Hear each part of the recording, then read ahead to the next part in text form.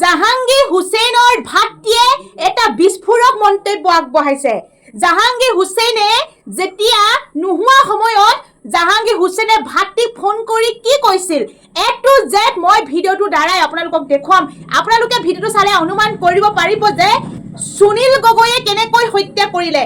হত্যা কৰাৰ আগ মুহূৰ্তত জাহাঙ্গীৰ হুছেইনৰ ভাতৃক জাহাঙ্গীৰ হুছেইনে কিবা কথা কৈ গৈছিল নেকি মই এ টু জেড আপোনালোকৰ ভিডিঅ' ক্লিপৰ সৈতে আপোনালোকক দেখুৱাম।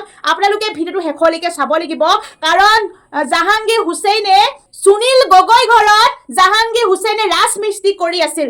সেই গোটেইখিনি এতিয়া এ টু জেড ফাদিল হৈ গ'ল আৰু হুছেইনৰ ভাতৃয়ে বহুতো গোপন কথা কৈ দিলে আৰু সেই কথাখিনি মতে তন্নকৈ সকলো ৰহস্য ফাদিল হৈ পৰিল আৰু কেনেকৈ কি প্লেনিং কৰি জাহাঙ্গীৰ হুছেইনক সুনীল গগৈয়ে হত্যা কৰিছিল জাহাঙ্গীৰ হুছেইনৰ ভাতৃয়ে এ টু জেড ক'লে। মই আপোনালোকক ভিডিঅ' ক্লিপটো দেখুৱাম আৰু আপোনালোকে চাই গম পাব যে জাহাঙ্গীৰ হুছেইনৰ ভাতৃয়ে কি ক'লে। আপোনালোকৰ ভিডিঅ' ক্লিপটো পোনপ্ৰথমে আপোনালোকক দেখুৱাই লৈছোঁ, আপোনালোকে চাই লওক। জাহাঙ্গীৰ হুছেইনক তুমি লাষ্ট কেতিয়া লগ পাইছিলা দাদাক? লাষ্ট মই 29 তাৰিখৰ দিনা মানে ৰাতিপুৱা মোৰ কাষলৈ আহিছিলে, মানে মই একো কেম্পতে আছোঁ, সেই গন্ধিয়াত আছিলোঁ। গন্ধিয়াত আহিছিলে 29 তাৰিখে 10টামান বজাত। তাৰপিছত গধূলি মালিকৰ ঘৰলৈ লৈ গৈছে, মালিকৰ মহৰীজনে আহি। সেই তাৰপিছৰ পৰা তাৰ লগ পোৱা নাই, কিন্তু ফোন পাইছিলোঁ বাৰু। মালিক মানে কোন? সুনীল মালিক মানে সুনীল গগৈৰ ঘৰলৈ লৈ গৈছিল। কোনে লৈ গৈছিলে? মহৰী আহি লৈ গৈছিল। মহৰীৰ নাম বিশ্বজিৎ আছিলে, মালিকৰ ভাগিন হয় তেওঁ। ই আহি লৈ গ'ল, মানে ই আনা থোৱা কৰে, মানে মালিকৰ ঘৰত কিবা কামত গ'লে মানে ই বাইক দি, এইফালে গাড়ী নচলে নহয়, সেই বাইকখনেদি আনা নিয়া কৰে। কিন্তু সেইদিনা 29 তাৰিখে যোৱাৰ পিছদিনাৰ পৰা ই মোৰ কাষলৈ আৰু ঘূৰি নাহিলে। এতিয়া মালিকক মই সুধিছিলোঁ যে মালিকে ক'লে মই পাছদিনা 30 তাৰিখে 10টা বজাত আনি আমাৰ গন্ধিয়া তিনিআলিত নমাই দিছোঁ বুলি। এতিয়া নমাই দিয়াৰ পিছৰ পৰা মোৰ কাষলৈ অহা নাছিলে। মই অকলে আছোঁ তাত, বিচাৰিও গৈছিলোঁ 31 তাৰিখে মালিকৰ ঘৰলৈ গৈ একেলগে মালিকৰ লগত ভাত খাই আহিছোঁ। 31 তাৰিখে? 31 তাৰিখে। মোবাইল তেনেকুৱা নাছিলে। তোমাৰ এনেকুৱা লাগিছে নেকি এতিয়া যে ক'ৰবাত বন্দী হৈ আছিল বুলি এনেকুৱা লাগিছে নেকি? মানে তেতিয়া মই গম পোৱা নাছিলোঁ, কিন্তু এতিয়াহে গম পাইছিলোঁ সেই ফোনটোৱে মোৰ দাদাৰ লাষ্ট ফোন আছিলে। ই ক'ৰবাত বন্দী হৈ আছিলে, নহ'লে এনেধৰণৰ কথা ই জীৱনত মোক ক'ব নোৱাৰিছিলে। কাৰণ আমি নিজৰ ভাই ককাই একেলগে, মোক ইয়ে সৰুৰ পৰা ইয়ে ডাঙৰ দীঘল কৰিছে। দেউতা নাই, দেউতা মানে বেলেগত গ'ল, ইয়ে ডাঙৰ দীঘল কৰিছে। এই যে মানুহ এজনীৰ লগত যে ইয়াত কিবা এফেয়াৰ আছিলে, তাৰ যে কিবা আছিলে, সেই মানুহজনীক তুমি লগ কৰিছা নাই? মানুহজনীকো লগ কৰিছিলোঁ। মানুহজনী মেডিকেলৰ পৰা আহি পাইছেহি, ময়ো গৈছোঁ। মানে সেই মানুহ ঘৰৰ যোৱাই নাছিলে বোলে সেইদিনা যোৱা নাই? সেইদিনা যোৱা নাছিলে, মানে মানুহজনী খালি মেডিকেলৰ পৰা জাষ্ট আহি পাইছেহি। তুমি এটা কথা কোৱাচোন, তোমাক যে ফোনটো খুলিছিল, খোলোতে খুলি পেলাই তোমাক কিবা পেন কাৰ্ড, আধাৰ কাৰ্ড বিচাৰিছিল? নাই, তাৰ আগতে মোক মানে যিদিনা গৈছিলে সেইদিনাই মোক মানে ৰাতিটো থাকি ৰাতিপুৱাই মোক ফোন কৰি পেন কাৰ্ড, আধাৰ কাৰ্ড বিচাৰিছিলে। মোৰ ওচৰত নাই বুলি মই কোৱাতে ই ঘৰৰ পৰা লৈ ল'ম বুলি কৈ ফোনটো কাটি দিলে। সুনীল গগৈ ঘৰত থকা বুলি কৈছে মোক। এতিয়া ঘৰত আছিল নাছিল ক'ব নোৱাৰিম, কিন্তু ই ঘৰত থকা বুলি কৈছে। তাৰপিছত মই বৌক সুধি চাওঁতে বৌ ক'লে বোলে 10টা বজাতে গ'ল, আৰু মোৰ ওচৰত ফোনটো আহিছে তেতিয়া বোধহয় 10:30মান বাজিব, তেতিয়া ফোনটো কৰিছিলে। কিন্তু এতিয়া কথা হ'ল এই ঘৰত আছে নে ক'ৰবাত আছিলে মই ইমানখিনি ক'ব নোৱাৰিম, কাৰণ মই যিহেতু দেখা নাই। মইতো কেম্পতে আছিলোঁ, আৰু আমাৰ যে দাদা আছিল, তাৰপিছত দাদাক ফোন কৰি বৌ সুধিলে যে নমাই দিলে নাই মানুহটোক। দাদাই কৈছিলে 10টা বজাতে মই তাক নমাই দি ধেমাজি লৈ গৈছিলোঁ, এনেকৈ কোৱা মোক বৌ ক'লে। মানে বৌ পইচা পাতি পাবলগীয়া আছিল নেকি সুনীল গগৈৰ পৰা তোমাৰ দাদাই? পইচা পাতি মানে কামটো কৰি আছোঁ, পইচা লৈয়ে আছোঁ, মানে এতিয়াও হিচাপ নিকাচ হোৱা নাই বাৰু। তেনেকুৱা মানে মই ভাত পানী খাই মানে তাৰ পৰা ওলাই আহিছিলোঁ 1টামান বজাত। আহি মই কেম্পতে আছোঁ, কিন্তু তাৰ পিছদিনা মানে এইটো ঘটনা হৈ গ'ল। মোক এটা কথা কোৱাচোন, মোক এতিয়া মই যিমান দূৰ জানো তোমালে ফোনৰ চুইচটো তুমি অফ পাইছা? ফোনৰ চুইচ মই ফোন কৰি আছোঁ, চেষ্টা কৰি আছোঁ ইয়াক। কেতিয়াৰ পৰা অফ পাইছা? এই 29 তাৰিখে যে আহিল গ'ল ৰাতিটো ফোন পাইছোঁ, তাৰপিছত 30 তাৰিখে ৰাতিপুৱাৰ পৰা ফোনৰ চুইচটো বন্ধ। কিবা কৈছিল নি জাহাংগীৰে? এষাৰ কথা কৈছিলে, মানে ফোনটো একবাৰ চুইচ খোলাৰ লগে লগে মেছেজ সোমাইছিলে মোৰ মোবাইলত। সেই মেছেজটো সোমোৱাৰ লগে লগে মই আকৌ ফোন কৰিছিলোঁ, ই ফোনটো ধৰা নাছিলে। ঠিক তাত 10-15 মিনিট পিছত ই মোক নিজে একবাৰ ফোন কৰিছিলে। ফোন কৰি এষাৰে কথা কৈছে যে মই য'ত আছোঁ ভালে আছোঁ, মোৰ কাৰণে মাক আৰু ঘৰত কৈ দিবি চিন্তা কৰিব যাতে নালাগে। আৰু কেতিয়া ওলাই আহিম, কিমান দিনৰ পিছত ওলাই আহিম এইবোৰ কিবা কৈছে? নাই, এইবোৰ কোৱা নাই। 1 মাহৰ পিছত ওলাই আহিম এইবোৰ কৈছে? নাই, খালি কৈছে যে মানে এইখিনি কথা আগতে কৈছে যে মই হেৰি কৰিম বুলি, যে মই বোৱাৰী এজনী লৈ যোৱাৰ কথা আছিলে, চবে গম পায়। কিন্তু সেই বোৱাৰীজনক লৈ যোৱা নাছিলে, কিন্তু কথা বতৰা বৌক লৈ যোৱাৰ কথা আছিলে। মানে তেওঁৰ পত্নী ধুবুৰীত আছে? নাই, ধুবুৰীত আছে, কিন্তু ইয়াত এজনী বোৱাৰীৰ লগত তেওঁৰ সম্পৰ্ক আছিলে। কিমান দিনৰ পৰা মই ক'ব নোৱাৰিম, কিন্তু মই ইয়াত আহি গম পালোঁ যে সম্পৰ্ক আছে বুলি। কিন্তু এতিয়া সেই মানুহজনীও মানে না কৈ দিছে, মানে সম্পৰ্ক নাই বুলি কৈ দিছে। সিদিনা মানুহজনী আছে নাই ঘৰত? মানুহজনী আছে এতিয়া। সেই মোক প্ৰশাসন এটা কথা কোৱাচোন, তুমি যে এই যে ফোনটো যে খুলিছিল তুমি যে পাইছিলা, সেইটো কোন তাৰিখে, 30 নে 31? এইটো তেনেকুৱা হ'ব পাৰে, হয় 30 তাৰিখ হ'ব, মানে মোৰ এতিয়া ভালকে মনত নাই, মানে ইমান টেনশ্যন। নাই তুমি মোক এটা কথা কোৱা, এইটো একদম খোলাকে মনত ভাবি লোৱা। 29 তাৰিখে ৰাতি তোমাৰ লগত লগ কৰিছে, তাৰপিছত এই সুনীল গগৈ ঘৰলৈ আহিছে, তাৰপিছত তুমি 29 তাৰিখে সুনীল গগৈয়ে গৈ পেলাই তাক নমাই দিছে বুলি কৈছে। তুমি যেতিয়া সুধিছিলা, তুমি কাক সুধিছিলা নমাই দিয়া কথা? মই নমাই দিয়া কথাটো মানে তেওঁৰ মানুহজনী যে আছে তাক ফোন কৰিছিলোঁ। সেই বৌৱে মোক ক'লে যে বোলে তাক দাদা লৈ গ'ল বোলে। তুমি সুনীল গগৈক কিয় নুসুধিলা এবাৰ আপুনি ক'ত নমাইছে? তাৰমানে সেই সুনীল গগৈ যে নাম্বাৰটো আগতে আছিলে, সেই নাম্বাৰটো এক্সচেঞ্জ কৰা নাছিলে জানো, মানে তেওঁ গুৱাহাটীত থকা অহাৰ পৰা নাম্বাৰটো এক্সচেঞ্জ কৰিলে, সেই নাম্বাৰটো মোৰ কাষত নাছিলে। সেই নাম্বাৰটো নথকাতে মই বৌলৈ ফোন কৰিছোঁ। আৰু মানে যিখিনি সমস্যা হয়, মানে পইচা পাতি যিখিনি বস্তু লাগে চব বৌৱে চায়। মই এতিয়া আৰু এটা কথালৈ আহোঁ, একদম ভাবি লোৱা। তুমি যেতিয়া তোমাৰ 30 তাৰিখৰ দিনা তুমি বৌলে ফোন কৰিলা, দাদা নাই, চুইচ অফ, তুমি এটা ভালকে মনত পেলোৱা, তোমাৰ ফোনটো দাদাই যে এবাৰ খুলিছিল সেইটো সেইদিনাই খুলিছিল নে পিছদিনাই খুলিছিল? মই ভালকে মনত পেলাব নোৱাৰিছোঁ। মানে সেই মোক মানে ফোন কৰি কথাষাৰ কৈছিলে যে মই য'ত আছোঁ ভালে আছোঁ। এতিয়া মোক কোৱা, তুমি যে সেই যেতিয়া ফোন কৰিছিলে তোমালে শেষৰবাৰ, তেতিয়া তাৰ মাতটো কেনেকুৱা আছিলে? ভাল আছিল নে কপি কৈছিল নে আগৰ দৰে কৈছিল? মানে আগৰ দৰে কোৱা নাছিলে, মানে এইষাৰ কথাই কৈছে যে মই য'ত আছোঁ ভালে আছোঁ, ঘৰত কৈ দিবি চিন্তা কৰিব নালাগে বুলি। মানে ভয় অলপ আছিল? অলপ ভয় আছিল বাৰু, কিন্তু একদম ভালকে মনত পেলোৱা। ভালকে মনত পেলাইছোঁ। অলপ ভয় আছিলে, মানে হ'লেও মানে ই মানুহটো অলপ ডাঠ আছিলে ন, সেইটো কাৰণে মানে ইয়াৰ মাতটো অলপমান হেৰি আছিলে, মানে অকমান ডাঠকে ওলাই। সেইটো কাৰণে তোমাৰতো দাদাই বেছি কথাও নাপাতে, মই বেছি কথা নাপাতে। আগতে যেনেকে তোমাক মাতে তেনেকুৱা আছিল নাই মোবাইল? তেনেকুৱা নাছিলে। তোমাৰ এনেকুৱা লাগিছে নেকি এতিয়া যে ক'ৰবাত বন্দী হৈ আছিল বুলি, এনেকুৱা লাগিছে নেকি? মানে তেতিয়া মই গম পোৱা নাছিলো, কিন্তু এতিয়াহে গম পাইছিলো সেই ফোনটোৱে মোৰ দাদাৰ লাষ্ট ফোন আছিলে। ই ক'ৰবাত বন্দী হৈ আছিলে, নহ'লে এনে ধৰণৰ কথা ই জীৱনত মোক ক'ব নোৱাৰিছিলে।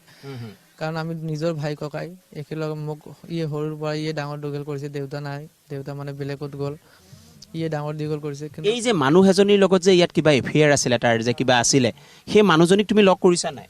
মানুহজনীকো লগ কৰিছিলোঁ। মানুহজনী মেডিকেলৰ পৰা আহি পাইছেহি, ময়ো গৈছোঁ। মানে সেই মানুহ ঘৰৰ যোৱাই নাছিলে বোলে সেইদিনা যোৱা নাই? সেইদিনা যোৱা নাছিলে, মানে মানুহজনী খালি মেডিকেলৰ পৰা জাষ্ট আহি পাইছেহি। তুমি এটা কথা কোৱাচোন, তোমাক যে ফোনটো খুলিছিল, খোলোতে খুলি পেলাই তোমাক কিবা পেন কাৰ্ড, আধাৰ কাৰ্ড বিচাৰিছিল নাই? তাৰ আগতে মোক মানে যিদিনা গৈছিলে সেইদিনাই মোক মানে ৰাতিটো থাকি ৰাতিপুৱাই মোক ফোন কৰি পেন কাৰ্ড, আধাৰ কাৰ্ড বিচাৰিছিলে। মোৰ ওচৰত নাই বুলি মই কোৱাতে ই ঘৰৰ পৰা লৈ ল'ম বুলি কৈ ফোনটো কাটি দিলে। সুনীল গগৈ ঘৰত থকা বুলি কৈছে মোক। এতিয়া ঘৰত আছিল নাছিল ক'ব নোৱাৰিম, কিন্তু ই ঘৰত থকা বুলি কৈছে। তাৰপিছত মই বৌক সুধি চাওঁতে বৌ ক'লে বোলে 10টা বজাতে গ'ল। আৰু মোৰ ওচৰত ফোনটো আহিছে তেতিয়া বোধহয় 10:30 মান বাজিব, তেতিয়া ফোনটো কৰিছিলে। কিন্তু এতিয়া কথা হ'ল, এই ঘৰত আছে নে ক'ৰবাত আছিলে মই ইমানখিনি ক'ব নোৱাৰিম, কাৰণ মই যিহেতু দেখা নাই। মইতো কেম্পতে আছিলোঁ। আৰু আমাৰ যে দাদা আছিল, তাৰপিছত দাদাক ফোন কৰি বৌ সুধিলে যে নমাই দিলে নাই মানুহটোক। দাদাই কৈছিলে 10টা বজাতে মই তাক নমাই দি ধেমাজি লৈ গৈছিলোঁ, এনেকৈ কোৱা মোক বৌ ক'লে। মানে বৌ পইচা পাতি পাবলগীয়া আছিল নেকি সুনীল গগৈ পৰা তোমাৰ দাদাই? পইচা পাতি মানে কামটো কৰি আছোঁ, পইচা লৈয়ে আছোঁ, মানে এতিয়াও হিচাপ নিকাচ হোৱা নাই বাৰু, চব বহীত লিখাই আছে।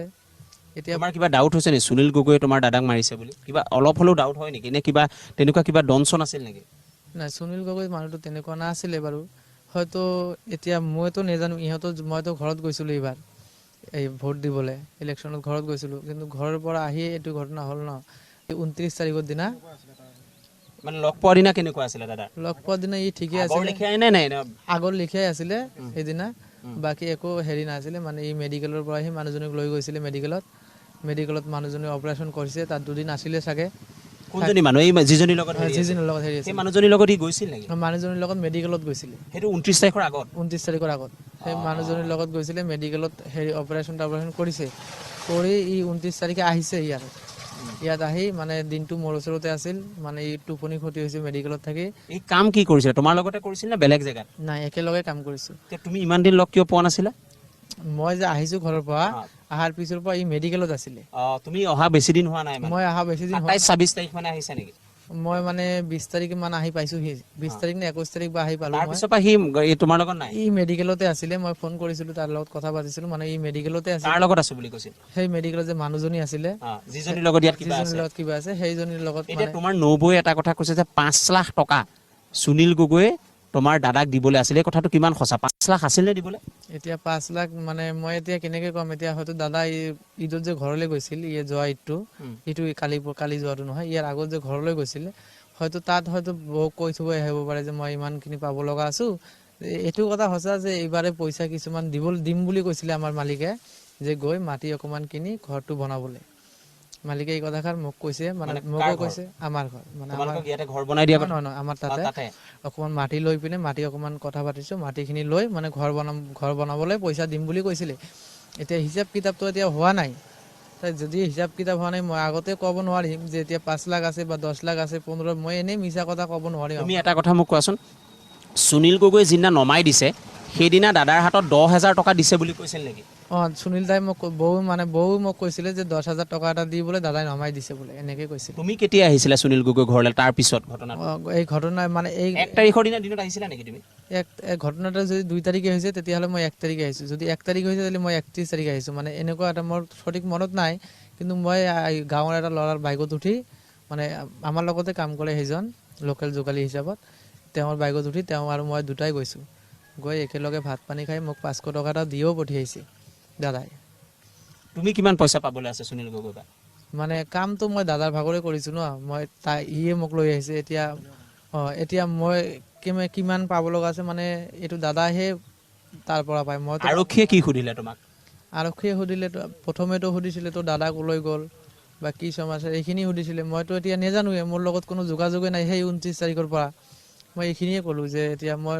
লগত যোগাযোগ নাই যদি মই কেনেকে ক'ব পাৰিম ই যদি কিবা ভুল কাম কৰি থাকে আৰু কিবা সুধিছিলে নেকি আৰু বস্তুখিনি দেখুৱালে বাৰু তুমি মোক এটা কোৱাচোন বস্তু এই বেল্টৰ টুকুৰা এটা যে পাইছে সেইটো দাদাৰ নে বেলেগৰ এইটো দাদাৰে এইটো আপুনি চাওক একদম সেম বেল এইটো দাদাৰ ভাগৰে ওলাইছে কাৰণ এনেকুৱা বেল পিন্ধিছিলে এনেকুৱা বেল পিন্ধিছিলে আৰু সেম বেলটো যে আছে এই বেলটো আমাৰ দাদা ভাগৰে আছিলে মই একদম চিয়ৰ ক'ব পাৰিম এইটো মোৰ দাদা ভাগৰে বেল আছিলে যেটো পুলিচে দেখুৱাইছিল পুলিচে দেখুৱাইছে জ্বলি যোৱা বেলটো গোটাই জ্বলিলে খালি অকল চিপ লোহা ডাল আছে আৰু আমাৰ মালিকে তেনে ধৰণৰ বেল কোনোদিনো ইউজ কৰা মই দেখা নাই আজি 1.5 বছৰ আছো ইয়াত এনেকুৱা বেল যে ইউজ কৰিছে আমাৰ মালিকে মই দেখা নাই আৰু কিবা দেখুৱাইছিল নি দাদাৰ ভাগৰ বস্তু আৰু দেখুৱা নাই বাৰু স্পৰ্টিং এটা পৰি আছিলে বোলে সাইডত সেইটো দেখুৱাইছিলে কিন্তু কিবা তেজৰ দাগ চাক আছিল তেজৰ দাগ চাক মই দেখি পোৱা নাই ফটা চিটা আছিল নেকি ফটা চিটা মানে মোক অকল হেৰিহে দেখুৱালে মানে এক সাইড দেখুৱাইছে মানে মই ইমানখিনি দেখা পোৱা নাই বাৰু তথাপি হ'লেও আৰু স্পঞ্জৰ যে আছিলে স্পঞ্জৰ মালিকৰে আছিলে বাৰু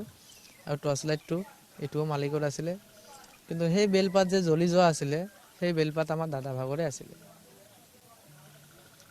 গোটেই ঘটনাটো আচৰিত হৈ পৰিছে মই আকৌ কৈছো জাহাংগীৰৰ ভায়েক একমাত্ৰ তোমাৰ এজনেই ন তুমি ভাইটি আমি দুটাই আছে একমাত্ৰ ভায়েক মোৰ কাষত আছে এক্সক্লুজিভ গোটেই কথাখিনি আমি পাতিছো আমি তেওঁ ইতিমধ্যে কৈছে যে বেলডাল যিডাল একদম 100% এই বেলডাল আছিল জাহাংগীৰৰ বেল আছিল জ্বলা যিটো কুণ্ড অৰ্থাৎ যিটো জ্বলি যোৱা অৰ্ধদগ্ধ যিটো অঞ্চল সেই অঞ্চলটোৰ পৰা ফৰেঞ্চিকে যিবিলাক টুকুৰা লৈ গৈছিল সেই টুকুৰাৰ অন্যতম টুকুৰা আছিল সেই বেলডাল আৰু পত্নীৰ যিটো ভাষ্য সেই ভাষ্যৰ লগত অকণমান মিলা নাই এইটোৱে মিলা নাই যে পত্নীয়ে কৈছে যে এওঁ হেনো কৈছিল সুনীল গগৈ পত্নীয়ে কৈছে যে এওঁ যে ATM আপোনাৰ আধাৰ কাৰ্ড আৰু পেন কাৰ্ড পিছত বিচাৰিছিল যেতিয়া ফোনটো খুলি দিছিল অৰ্থাৎ 30 তাৰিখে অন্তৰ্ধান হোৱাৰ পিছত 31 তাৰিখে যেতিয়া খুলি দিছিল তেতিয়া বিচাৰিছিল বুলি কৈছে তেতিয়া নহয় তাৰ আগত বিচাৰিছিল সেইদিনা খালি চিপ এটা কথা কৈছে যে বোলে মই য'ত আছো ভালে আছো মোৰ কাৰণে টেনচন কৰিবলৈ নকবি ঘৰত কিন্তু কোৱা কথাখিনি